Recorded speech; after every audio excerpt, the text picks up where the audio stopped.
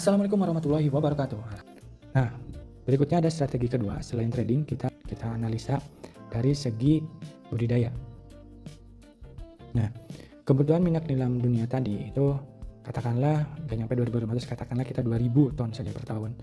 Berarti setiap tahunnya jika bertambah 5% itu bertambah 100 ton per tahun.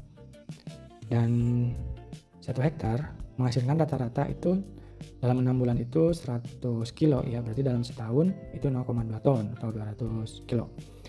Nah, di mana 100 ton tadi dari pertambahan setiap tahunnya, jika dibagi per hektar 0,2 ton hasil minyak nilam, itu kita butuh 500 hektar setiap tahun. Nah, dibutuhkan sekitar 500 hektar lahan baru untuk nilam setiap tahunnya. Nah, anggaplah yang 2000 ton itu sudah ada pemasok tetap lah ya. Nah, kita hanya mengambil bagian 100 ton dari penambahan setiap tahunnya. Nah, tambahan baru, nah di situ kita masuk, itu membutuhkan 500 hektar setiap tahun lahan baru untuk ditanami nilam. Jadi sangat potensinya luar biasa ya untuk budidaya nilam ini. Nah, analisanya detailnya itu jarak tanam, populasi, misalkan target minimal per hektarnya 20.000 pohon ya. Dengan persentase hidup, target minimalnya 85%, tentunya target maksimalnya 100%. Dan pohon hidup 17.000 pohon, yang rata-rata itu membuktikan satu tanaman nilam itu bisa sampai 3 kilo, tapi kita target minimalnya di 1,3 kilo ya untuk mencapai target. Panen basah, kemudian penyusutan 75%, nah diperoleh jumlah kering, target minimal kita 5,5 ton ya untuk daun keringnya yang kita panen. Rendemennya bisa sampai 3% ya, 2,9 dan kita targetnya misalkan belum maksimal itu target minimalnya di 2,2%. Dan jumlah maksimal yang bisa diperoleh sebenarnya 1 hektar bisa sampai 4 kintal. Kalau terbaik dirawat dengan baik ya, dan dilakukan pemanenan penyulingan dengan baik. Tapi kita taruhlah target minimalnya ini di 121,5 kilo ya untuk target minimalnya dari setiap hektar. Nah, analisis usaha budidaya minyak nilam ini dari persiapan lahan, penanaman, pemeliharaan, panen, dan pasca panen. Ini beberapa biaya yang kita dapatkan di lapangan. Ini harga maksimal ya untuk budidaya nilam masing-masing diperoleh pada periode pertama. Di 6 bulan pertama ini kita membutuhkan total modal sekitar 48,3 juta ya. Kemudian katakanlah penjualan harga terendah 700.000 dari 121 yang kita panen itu mendapatkan 85 juta omsetnya. Keuntungannya 36 juta atau setara 76% ya dalam 6 bulan. Dan kalau dihitung per bulan itu sekitar 6 juta. Di periode kedua itu akan sedikit lebih ringan biayanya karena tidak melakukan pemanaman. Sehingga total modal di periode kedua ini kita hanya butuh 25 juta. Kemudian taruhlah harga masih di paling minim 700.000, kita mendapatkan 85 juta dan keuntungannya 59 juta atau setara dengan 231% ya dari modal 25 juta tadi selama 4 bulan, karena periode kedua ini tidak kita cabut ya kalau misalkan kita menggunakan sistem gunting panennya. Ringkasannya dengan 48 juta di awal kita mendapatkan selama 1 tahun ini periode 170 juta. Nah, kalau misalkan dirawat dengan baik, tahun kedua itu tidak perlu menanam lagi, sehingga periode ketiga akan mendapatkan hasil selama 4 bulan, kemudian 4 bulan kedua dan 4 bulan ketiga ya. Ini karena 1 kali panen kalau di awal itu 6 bulan, berikutnya itu 4 bulan 4 bulan. Bisa 3 kali panen dan sangat luar biasa potensi keuntungannya. Nah, yang menarik ini selain kita budidaya sendiri, nah di sini kita menemukan di Kabupaten Mamuju di Sulawesi Barat ini ada beberapa desa yang sangat potensial, terutama di Bonehau dan Kalumpang ya. Dari kepala desa yang kita temuin ini mempersilahkan ada sekitar 600 hektar nih kalau misalkan mau dikelola, dan orang-orangnya juga siap, warganya udah siap ya dengan ditanami oleh nilam. Nah, mereka kalau misalkan tenaga kerja, mereka selalu kompak, sistemnya gotong royong. Jadi satu kelompok itu sekitar misalkan 20 orang. Nah, ketika si A mau nanam, 19 orang lain tuh bantu nanam, nggak digaji. bantu nanam, dan pembayarannya itu menggunakan tenaga lagi. Nanti ketika si B menanam, nah 19 orang yang lain termasuk si A itu membantu tanam di si B. Begitu juga dengan si C saat nanam, yang lainnya bantu nanam di C. Dan jadi kompak gotong royong, karena di budidaya nilam ini paling banyak kos itu untuk upah tenaga kerja ya. Begitu juga dengan perawatan, pengobatan, sanitasi. Ini jadi sangat hemat ya. Yang mereka butuhkan hanya bibit, kemudian ya yang tidak bisa ada di alam kata mereka, seperti gelas plastik. Nah, yang paling utama itu mereka hanya membutuhkan adanya tempat penyulingan. Tempat penyulingan sehingga hasil panen mereka nanti itu tidak perlu jauh sampai keluar desa, bahkan atau keluar kecamatan ya, bisa ada di daerah mereka, karena selain mereka juga beberapa tidak punya kendaraan, juga harus membawa berton-ton daun gitu kan. Ini sangat merepotkan. Nah, kalau ada penyulingan, mereka akan semangat untuk menanam nilam yang tersedia. Nah, untuk penyulingan sendiri di daerah tersebut kepala desa baru menyiapkan 3 ya, baru membangun 3 penyulingan, dan alhamdulillah sudah full, dan masih banyak masyarakat yang belum kebagian. Nah, kalau misalkan kita bangun penyulingan di sana gitu kan, rencana operasional penyulingan minyak nilam, kita akan jadwalkan produksi terjadwal tentunya untuk hasil yang maksimal. Nah, taruhlah satu penyulingan ini menaungi 18 orang, di mana satu orang 1 hektar, satu orang 1 lahan, dan masing-masing lahan 1 hektar menjadi 18 hektar. Nah, lahan ke-1 punya si A misalkan, ini untuk 1 hektar ini memerlukan waktu untuk penyulingan ini 10 hari ya. Kemudian hari kedua jadwalnya si B, misalkan dari hari ke-1 sampai 10 si A, hari kedua si B dari hari ke-11 sampai 20, dari tanggal 21 sampai 30 katakanlah misalkan si C. Satu lahan per orang itu menghabiskan waktu 10 hari. Nah, jadi selama 1 bulan itu penyulingan dipakai oleh 3 orang, 3 lahan, dan menghasilkan 300 kilo. Begitu juga dengan lahan berikutnya, ke-4, ke-5, ke-6 sampai 18, dan bulan 2, 3, 4, 5, 6. Nah, di bulan ke-7 itu balik lagi ke lahan 1 punya si A gitu kan.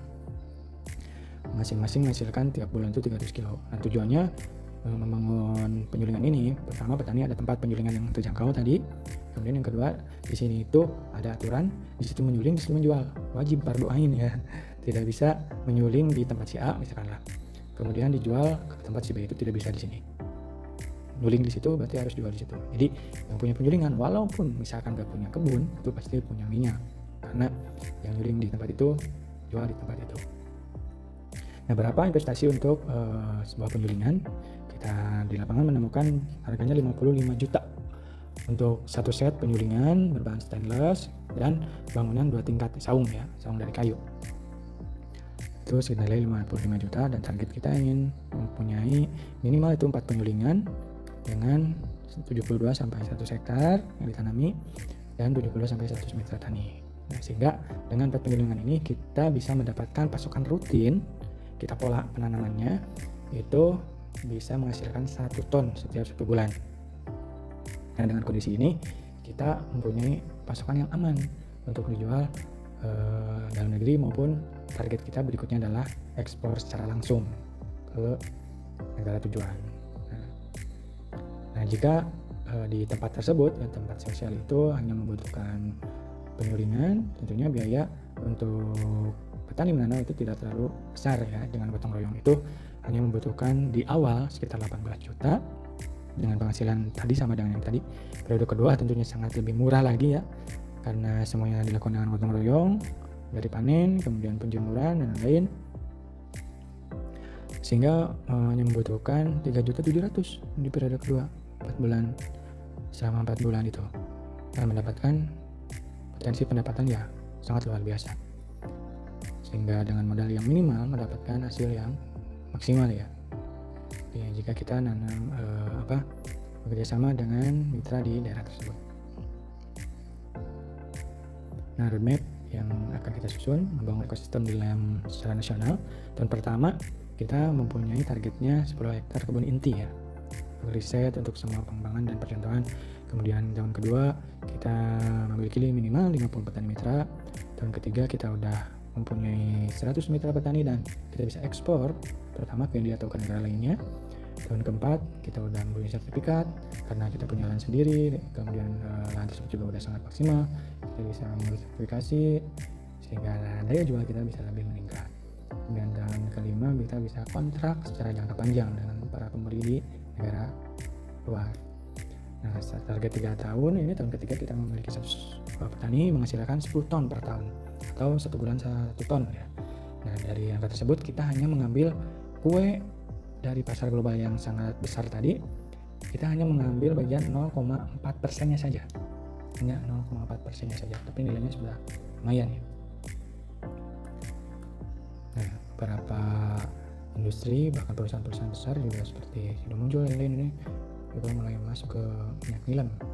Ada kampus dan ada instansi lainnya, sudah sangat luar biasa sekali bisa ekspor secara langsung. Nah, tentunya harga ekspor langsung ini lebih tinggi ya, jauh lebih tinggi. Nah, contoh yang kita lihat di sini $90 atau sekitar 1,5 juta, jauh dari harga lokal yang kita dapatkan. Ini ekspor dari perusahaan-perusahaan yang kita suplai minyak nilamnya. Nah, kita tahu sendiri kita suplai ke mereka berapa, harga beli mereka kita berapa, dan harga jual mereka untuk ekspor langsung. Nah, ini sekian, luar biasa sekali, 1,8 sampai 2 juta. Nah, bayar internasional itu kita beberapa yang sudah kita dapatkan. Antaranya ada dari Perancis, Amerika, India, Jerman, Emirat Arab ya, ini udah lengkap dengan kontak dengan semuanya. Potensinya sangat luar biasa untuk kita bisa ekspor langsung. Nah, dan yang terakhir ini ada kita rencanakan ini hilirisasi ya, tentunya sangat sayang sekali jika kita coba jualan bahan baku. Gue ada pertanyaan penting nih, gimana ceritanya lu jualan parfum ratusan miliar sampai dapat award mah bayar pajak apa? Paling signifikan. Gila, gue gak kebayang. Somehow humans bisa naik secara signifikan. Sampai kalau dari report kita yang di Sevenpreneur kan, gue gak nanya lu langsung kan omsetnya kan, itu sampai bisa ratusan miliar dalam 3 tahun berdiri kalau gak salah, bener gak? Nah, luar biasa sekali ya, dalam 3 tahun udah ratusan miliar didapatkan oleh humans. Industri parfum di lokal Indonesia. Nah, tentunya kita juga ingin sekali ya bangun industri berbasis masyarakat, membangun jasa parfum dengan potensi Indonesia yang sangat memungkinkan untuk ke sana. Sekarang kita beralih ke berita selanjutnya. Dari Amerika kita terbang ke Perancis.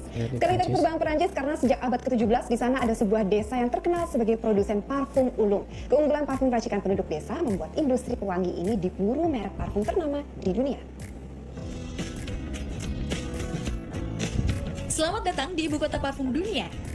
Desa indah ini bernama Grasse, berlokasi di dekat kota Caen, Perancis. Mawar, melati, lavender, dan sedap malam. Keindahan aneka bunga di perkebunan ini berhasil menjelma jadi aroma sedap aneka jenis parfum. Sejak abad ke-17, desa ini telah menjadi produsen parfum terbesar di Prancis. Menurut legenda, industri parfum di desa ini dimulai dari Catherine de Medici, istri Raja Henry II. Ia ingin menciptakan pewangian alami dari bunga-bunga di perkebunan ini. Kualitas parfum yang baik turut menarik minat merek parfum ternama dunia seperti Chanel. Dan tentunya bukan hal yang mustahil ya untuk kita membuat parfum sendiri. Ini sudah tren di Indonesia sekarang meracik parfum sendiri. Nah, apalagi Ya, kalau akhirnya bahannya 2023 aku premium, memutuskan untuk original resign, dari alam ya, Indonesia. kemudian memulai membangun bisnis sendiri. Dimana masyarakat 4.000 tahun. sendiri ya. Ada jutaan merek dan berbagai wewangian yang dapat dengan mudah kita dapati. Namun terkadang kita sulit mencari wangi parfum yang cocok dengan pribadi kita. Jadi untuk hilirisasi dari minyak nilam ini baru di sektor parfumnya sangat luar biasa, belum merambah ke kosmetik dan lain-lain. Ya, mudah-mudahan semuanya bisa terwujud dengan kita gotong royong bersama wujudkan impian tersebut. Terakhir, apabila ada yang mau didiskusikan atau tertarik untuk bekerja sama, entah itu punya modal, ataupun punya lahan, bahkan ataupun punya minyak dan lain-lainnya, apapun itu yang bisa dikerjasamakan, silahkan kontak nomor berikut atau datang langsung ke kantor kami di Kabupaten Bogor, Jawa Barat. Terima kasih. Assalamualaikum warahmatullahi wabarakatuh.